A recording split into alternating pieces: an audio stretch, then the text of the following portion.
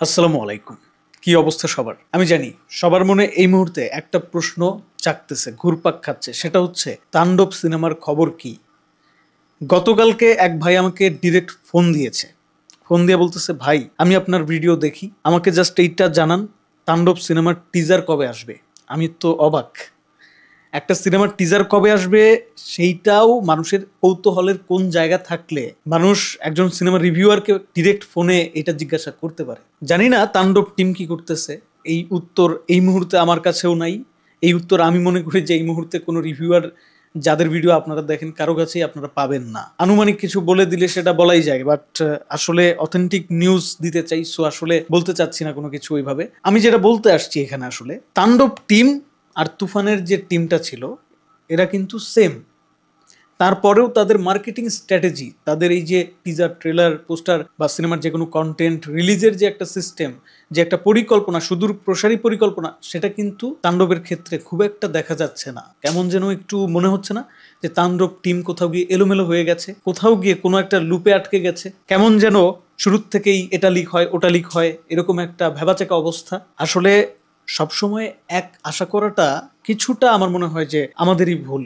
Expectation অনেক বেশি রাখাটা আমার মনে হয় সবসময় উচিত না। তবে হ্যাঁ, এটা কিন্তু শিওর যে তাণ্ডব সিনেমাটা তুফানের থেকেও বড় সিনেমা হতে যাচ্ছে। কারণ তাণ্ডব এমন একটা সিনেমা, যেই সিনেমা দিয়ে বাংলা সিনেমার ইতিহাসে একটা ইউনিভার্স ক্রিয়েট হবে। রাফি সেটা বলছে, সেটা করবে, করতে হবে তাকে। তার কেরিয়ার বাঁচাতে হলেও তাকে এখন এটা করতে হবে। এখন কথা হচ্ছে, তাহলে কেন তারা এইরকম এলোমেলো অবস্থায় আছে? কেন তারা এখনো পর্যন্ত একটা টিজার পর্যন্ত ড্রপ করলো না? যেখানে তুফানের টিজার আমরা 1-1.5 মাস আগে পেয়ে গিয়েছিলাম। ইভেন তুফানের যখন অ্যানাউন্স করা হলো, সেই অ্যানাউন্সমেন্ট পোস্টারটা কিভাবে অ্যানাউন্স করা হয়েছিল একবার চিন্তা করে দেখেন। জাস্ট কল্পনা করেন কিভাবে শাকিব খানকে প্রেজেন্ট করা হয়েছিল। তাণ্ডবের ক্ষেত্রে এই ব্যাপারগুলো রিপিট কেন করতেছে না? মনে হচ্ছে কিছু কিছু সমস্যা আছে, আর কিছু কিছু তারা প্ল্যানিং এ পরিবর্তন আনছে ইচ্ছা করে। সমস্যাগুলোর কথা আগে বলি। নাম্বার ওয়ান সমস্যা, ভারতের সাথে পাকিস্তানের একটা ইস্যু তো চলতেছে, আমরা এটা সবাই জানি। সো ওই ইস্যুটার কারণে ইভেন বাংলাদেশের সাথে ভারতের কানেকশন আগের মতো কিন্তু নাই, কিছুটা কিন্তু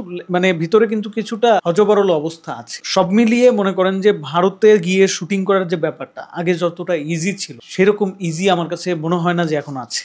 যে জন্য তাণ্ডব টিম কিন্তু তাদের প্ল্যানিং এ ব্যাপক একটা চেঞ্জ আনতে বাধ্য হয়েছে। আমি যতটুকু যা জানি, তাণ্ডবের শুটিং করার কথা ছিল বাংলাদেশে খানিকটা, ভারতে খানিকটা, আর থাইল্যান্ড না কোথায় করবে। বাট বাংলাদেশের টুকু করার পরে ভারত আর যাইতে পারে নাই। তাণ্ডব টিম কিন্তু এখন বিকল্প পন্থা অবলম্বন করতেছে। কি করতেছে না করতেছে তার কোনো বিষয়েই তারা স্পষ্টভাবে কোনো কিছু কাউকে, ইভেন টিভি চ্যানেলের যে সাংবাদিকরা আছে তাদেরকেও ওইভাবে জানাচ্ছে না। তবে জানাচ্ছে না, তারপরেও অনেক কিছু, এই শুটিং যেখানে করতে যাচ্ছে সেখান থেকে শুটিং ফুটেজ লিক হয়ে যাচ্ছে। এই ব্যাপারটা যেরকম একটা হজবরলোর আভাস দিচ্ছে, ঠিক একইভাবে এই যে রিলিজের সময় ঘনিয়ে আসলো, এই যে কোরবানির ঈদ চলে আসলো, আর আছেই মাত্র কয়েকদিন, এখনো পর্যন্ত টিজারের কোনো নামগন্ধ নাই, অন্য কোনো কন্টেন্টের কথা তো বাদই দিলাম। এই ব্যাপারগুলো সত্যিকার অর্থেই ভাবাচ্ছে যে তাণ্ডব টিম কি তাহলে কোথাও গিয়ে তুফানের যে একটা ক্রেজ ছিল সেটাকে ধরতে পারবে না? আমরা এক্সপেক্ট করে বসেছিলাম যে তুফান সিনেমাটাকে, তুফানের যে মার্কেটিং লেভেল ছিল, এই মার্কেটিং লেভেলকে, ইভেন ওভারঅল সব কিছুকে বরবাদ কেউ টপকে যাবে তাণ্ডব। তাহলে কি সেটা হবে না? শাকিব খানের সিনেমা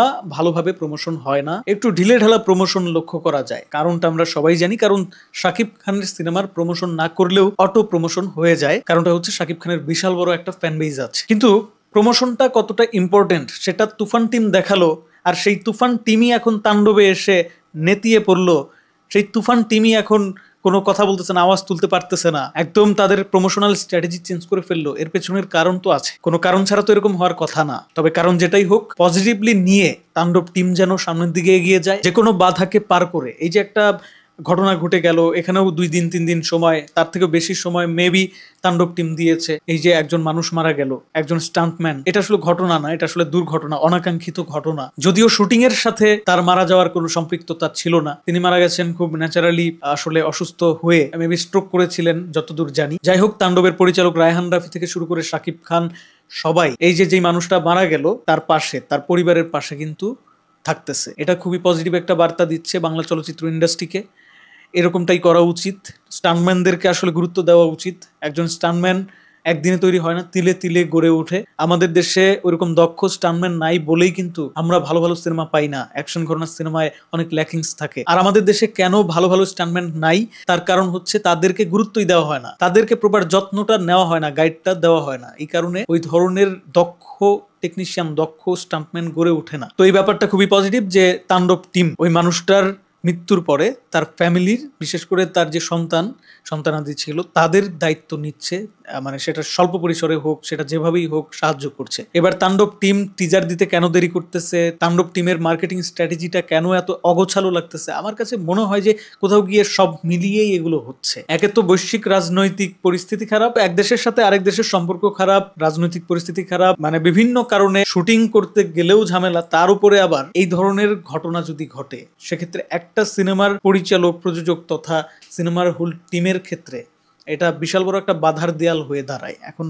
এটা হচ্ছে একান্তই আমার ব্যক্তিগত মতামত, এটা কিন্তু সিনেমার টিমের পক্ষ থেকে বলা হয় নাই। আমি এনশিওর করতেছি, মনে হচ্ছে আমার কাছে যে তাণ্ডব টিম হয়তো বা কোথাও গিয়ে এই কারণে তুফানের সময় যতটা এফোর্ট দিতে পেরেছিল, তুফানের সময় যতটা যেইভাবে আসলে মার্কেটিং করতে পেরেছিল শুরুর থেকেই, সেভাবে তাণ্ডবের সময় পারছে না। তবে হ্যাঁ, যদি গল্পটা দুর্দান্ত হয়, তুফানের থেকে যদি ভালো হয়, তুফানের তো গল্প আমি কি বলবো ভাই, তুফানের গল্প নিয়ে কিছুটা হতাশই ছিলাম, যদিও তুফান 2 অপেক্ষা করতেছে, সেখানে হয়তো চমক দেখতে পারবো আমরা। তবে তাণ্ডব যদি তুফানের থেকে, গল্পের দিক থেকে বলি, মেকিং এর দিক থেকে বলি, শাকিব খানকে প্রেজেন্টেশনের দিক থেকে বলি, নায়িকার দিক থেকে বলি, সব দিক থেকে যদি তুফানের থেকে এগিয়ে থাকতে পারে, তাহলে আমি বিশ্বাস করি এখনো পর্যন্ত সম্ভাবনা আছে তুফানকে বিট করার, এখনো পর্যন্ত সম্ভাবনা আছে বরবাদকে বিট করার। কারণ শাকিব খান নিশ্চয়ই বুঝে শুনেই তাণ্ডবে হাত দিয়েছে, তাণ্ডব করার জন্যই কিন্তু সিনেমাটার নাম তাণ্ডব হয়েছে। আর বাকিটা সামলে নিবে শাকিব ভক্তরা।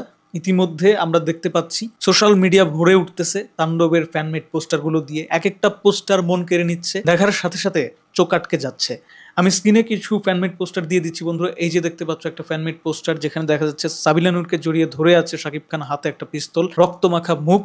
সাবিলা নূরকেও দেখে বোঝা যাচ্ছে একদম অ্যাকশন ঘরানার একটা সিনেমা তাণ্ডব, এরকমটাই কিন্তু এক্সপেক্ট করতেছে দর্শক, এরকমটাই কিন্তু সমস্ত ফ্যান এক্সপেক্ট করতেছে। নামটাও যেহেতু তাণ্ডব, সেখানে তো তাণ্ডব দেখার এক্সপেকটেশন থাকবেই। আর বিশেষ করে তুফানের পরে তাণ্ডব সিনেমা, একই টিম, একই পরিচালক, একই হিরো, মানে টোটাল টিম সেম। তারপরেও যদি আমরা তুফানের থেকে ভালো একটা মুভি না দেখি, তখন কিন্তু কোথাও গিয়ে হার্ট ব্রেক হয়ে যাবে। সেই কারণেই ভয়টা বেশি, এই কারণেই এই ভিডিওটা করতে হচ্ছে যে কেন তাণ্ডব টিম তুফানের মতো এত সুন্দর মার্কেটিং স্ট্র্যাটেজিটাকে বর্জন করলো, কেন তারা এখনো পর্যন্ত কোনো টিজার আনতে পারলো না, কেন এরকম হচ্ছে। সত্যি বলতে একটা ভালো সিনেমার ক্ষেত্রেও প্রমোশনটা মাঝে মাঝে এত বড় ফ্যাক্ট হয়ে দাঁড়ায় যে প্রমোশন না হলে পরে সিনেমাটা যে ভালো, সিনেমার যে একটা গল্প আছে যেটা আসলে সব ধরনের অডিয়েন্সকে গ্র্যাব করতে পারে, সব ধরনের অডিয়েন্স দিয়ে দেখবে, এই ধরনের একটা গল্প আছে, নির্মাণটা ভালো হয়েছে, এই ব্যাপারগুলো সম্পর্কে প্রপার মেসেজ নিউট্রাল অডিয়েন্স, বিশেষ করে নিউট্রাল অডিয়েন্স যারা ডাইহার্ট ফ্যান, তারা তো ভাই সিনেমা ভালো হোক খারাপ হোক সাপোর্ট করবে, দেখবে, সিনেমা হলে গিয়ে দেখবে। বাট যারা নিউট্রাল অডিয়েন্স, যারা বছরে একটা সিনেমা দেখে বা দেখে না, তাদের পর্যন্ত পৌঁছাইতে হইলে অবশ্যই ওই মার্কেটিং স্ট্র্যাটেজিটা দুর্দান্ত হইতে হয়, যেটা ছিল তুফানে। তাণ্ডব সেটা মিস করে গেলে, সেটা তাণ্ডব যত ভালো সিনেমাই নিয়ে আসুক, যত ভালো সিনেমাই হোক তাণ্ডব, তাহলেও কিন্তু কোথাও গিয়ে ফেল করার সম্ভাবনা ক্রিয়েট হবে। আমি বলতেছি না যে ফেল করবে, শাকিব খান আছে, রায়হান রাফি আছে, ফেল করার কোনো চান্স নাই, আপাত দৃষ্টিতে ফেল করার কোনো চান্স নাই, তবে একটা সম্ভাবনা ক্রিয়েট হবে। শুধু বাংলাদেশের কথা চিন্তা করে কিন্তু বলতেছি না, ওয়ার্ল্ড ওয়াইড চিন্তা করে বলতেছি। মার্কেটিং স্ট্র্যাটেজি দুর্দান্ত না হলে তাণ্ডব সিনেমার ক্ষেত্রে এটা একটা রিস্ক হয়ে যাবে, বিশাল বড় রিস্ক হয়ে যাবে। ভিডিওর শেষে এসে এটাই বলতে হচ্ছে যে প্রশ্নটা কিন্তু থেকেই গেল। কমেন্ট বক্স স্বাধীনতার জায়গা, কমেন্টে তোমরা অনুমান করো যে আসলে কি হতে পারে, তাণ্ডব টিম কেন দেরি করতেছে।